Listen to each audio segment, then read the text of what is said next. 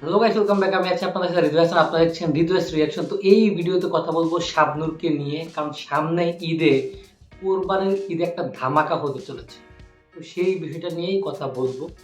তো দেখুন, শাবনূর বেশ কিছুদিন আগে সিনেমা করার ঘোষণা দিয়েছিল এবং সে রঙ্গনা সিনেমা করবে এরকমটাই শোনা যাচ্ছিল, কিন্তু তারপর রঙ্গনা সিনেমার টিম একটা পোস্টার বের করে এবং সেই পোস্টারটা সব মিলিয়ে প্রচুর সমালোচিত হয়। যারা শাবনূরের ফ্যান রয়েছেন তারা এই পোস্টারটা দেখে বেশ ব্যথিত হয়।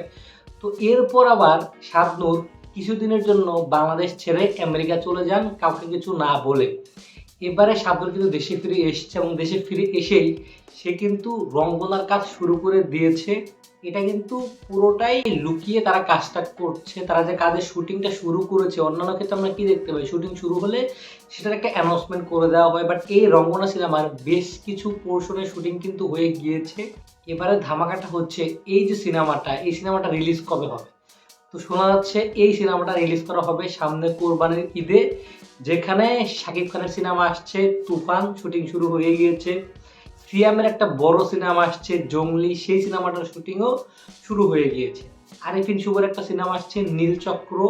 তাছাড়া শরীফুল রাজের একটা সিনেমা আসছে কবি। তো just একবার চিন্তা করুন যে কোরবানির ঈদে 5টি হাই ভোল্টেজ সিনেমা রিলিজ করা হবে। তো খুবই ভালো হয় যদি শুধুমাত্র এই 5টি সিনেমা রিলিজ হয়, এর বাইরে আর কোনো সিনেমা না হয়। জানি সেটা হবে না।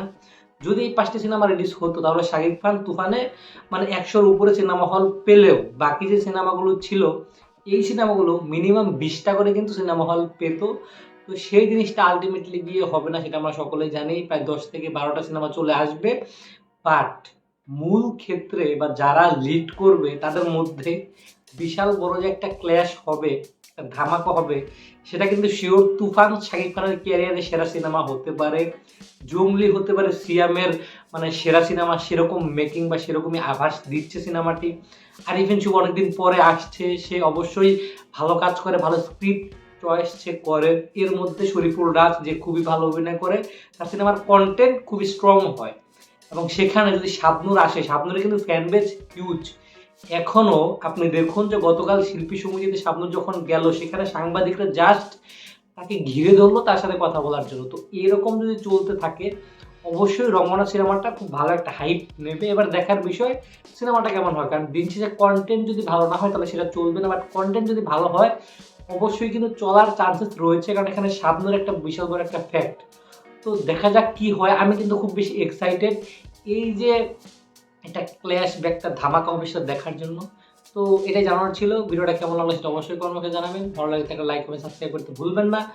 দেখা হচ্ছে নেক্সট ভিডিওতে। Till then take care.